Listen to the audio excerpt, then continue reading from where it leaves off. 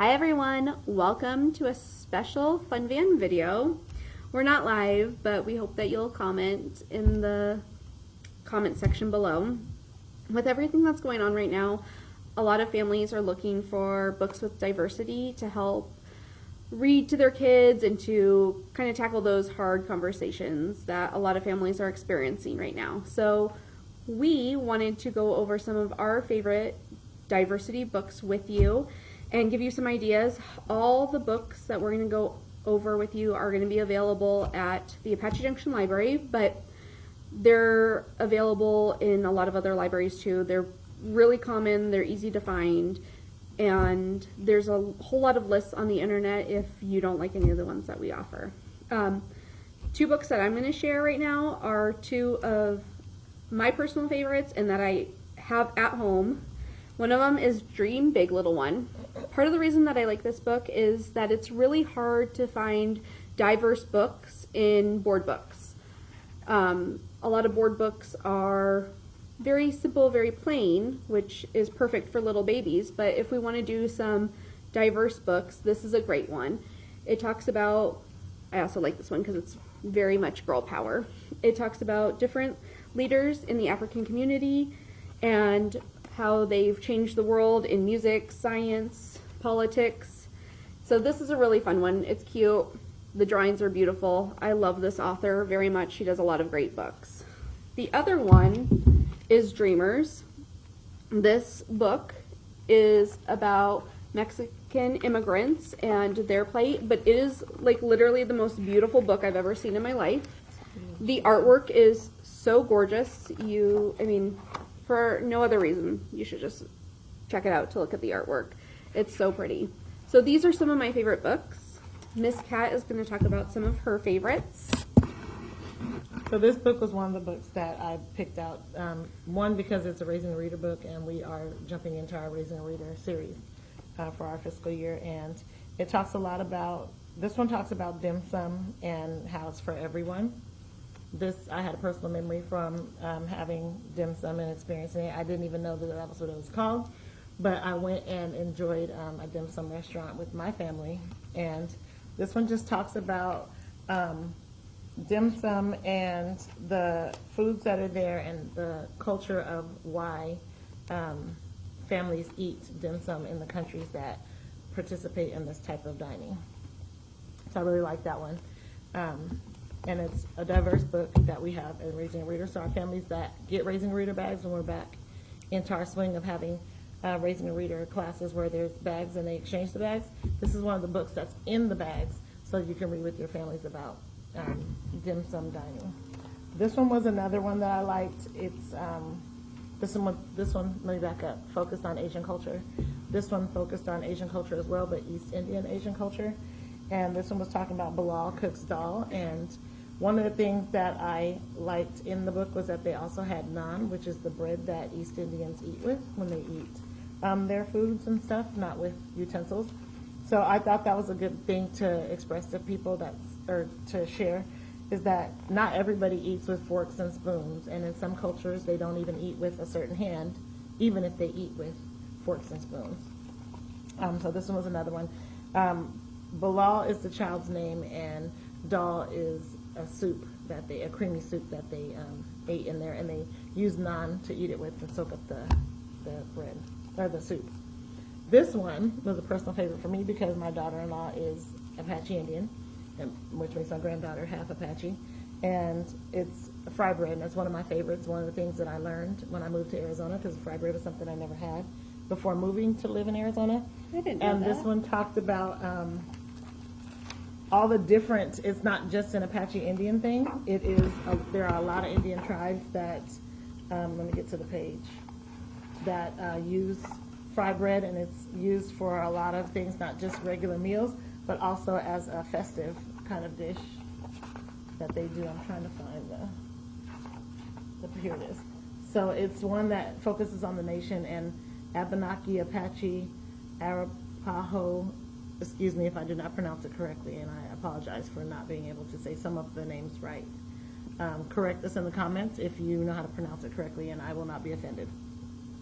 Ojibwe, Onondaga, Aglaha, Sioux, Narragansett, Navajo, Nipmuc, Seminole, Shoshone, Sac and Fox, hundreds and hundreds of tribes. One of the tribes that my family is mixed with is Choctaw, is not even listed, so that's something that I didn't even know about, that it wasn't listed even in here.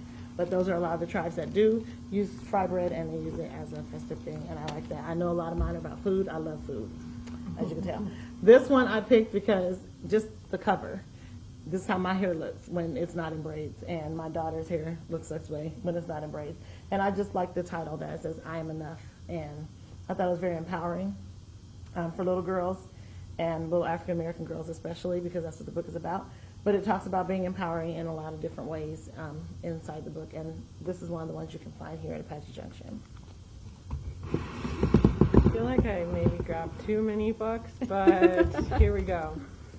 My three favorites, though I have like 6 or 7. I'll try and make it quick. I like this one, A Rainbow of Friends. This is one of our Raising a Reader books, so it's not actually one of the library books. I like this because it just talks about including everyone, having a rainbow of skin shades, having a rainbow of types. It even talks about disabilities in here, and it just is a very inclusive book, and it just is, kind of ends up with everyone all happy around the rainbow with the rainbow of friends. And so I like that one. It's by P.K.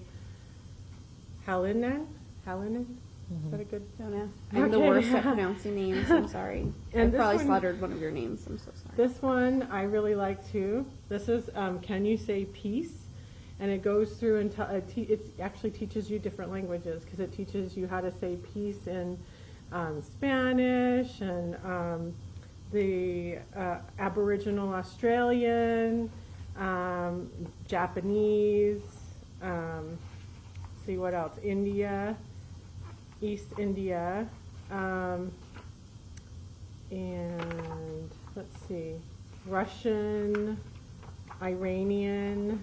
So it just has all these different languages, Chinese, Ghana, and France. All these different languages that teach you how to say the word peace in that language. And you probably have a Karen Katz book at home because she is insanely popular. Like, Yeah. I have Raising a several. Reader one. This is another one that's a Raising a Reader one that we have for our program. It's not, I didn't check to see if it's actually at the library though. This one I really like. I read every word of it. I like this book. This deals with a little girl who, it says Island Born, and it doesn't tell you in here which island it is, but I figured it out because I actually lived in the Dominican Republic for 3 years when I was an adolescent, and there was somewhere in here that I figured it was the Dominican Republic, because like Cuba and the Dominican Republic have similarities, but Cuba, the music is salsa, and in the Dominican Republic, the music is merengue. So right there, merengue is playing, and so I was like, this has got to be the Dominican Republic.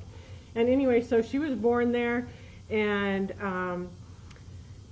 she can't remember it. The teacher gives her the assignment for the class to go and draw a picture of where you're from, because it starts out saying everyone here is from somewhere else, so where you originally were born. She can't remember because they left when she was a baby, so she goes around to all her neighborhood friends, and the old guy who is kind of cranky, he finally has some insight on the island, and I figured out it was the dictator, but I won't go into that they are talking about, that was there for a time. And by the time I got to the end and I read that the author was from the Dominican Republic, I was like, I was right. Yes, it's the Dominican Republic this is referring to. It really is a beautiful island, and I connected with this since I lived there for 3 years. This one talks about Lola finds these dance shoes that are for flamenco, which is a Spanish dance from Spain that they do. And she learns a little bit more about her mom, and her mom says, put those away. They're not for walking in, they're for dancing in.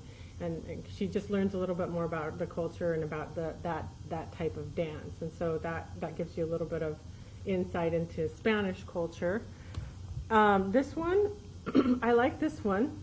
Did I say the name? I'm sorry, I haven't been saying the name. This is Lola's Fandango. That's the title of that, and the author is Anna Witt. And this is also a Raising a Reader book, not a library book. Another Raising a Reader book, not a library book.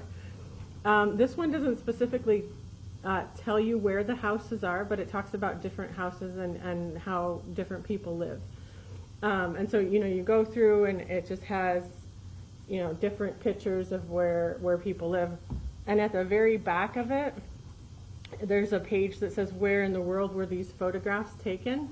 And it gives you labels, there's Peru, Colombia, the Netherlands, England, French, Portugal, Nigeria, the how do you say that? Papua New Guinea? Yeah. New Guinea.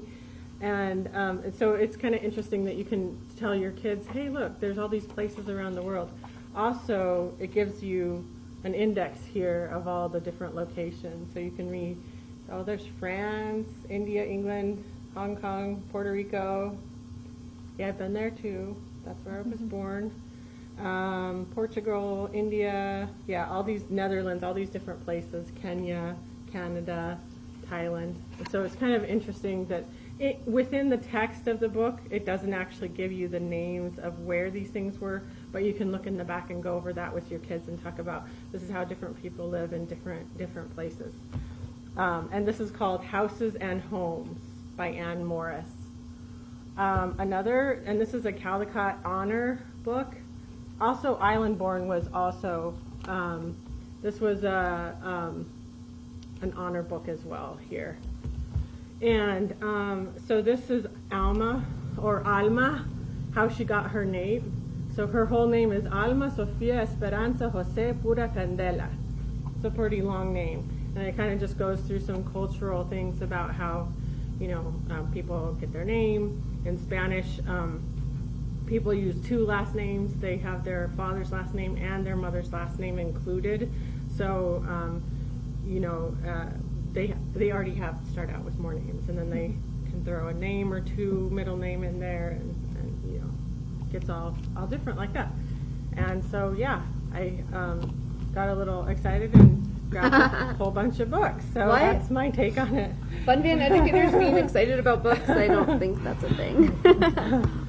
So if you have any books that you love that celebrate diversity, go ahead and list them in the bottom.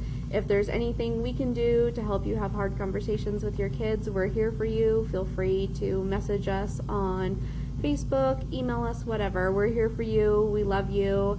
And we hope that you're staying home and that you're safe. Bye. Bye. Peace.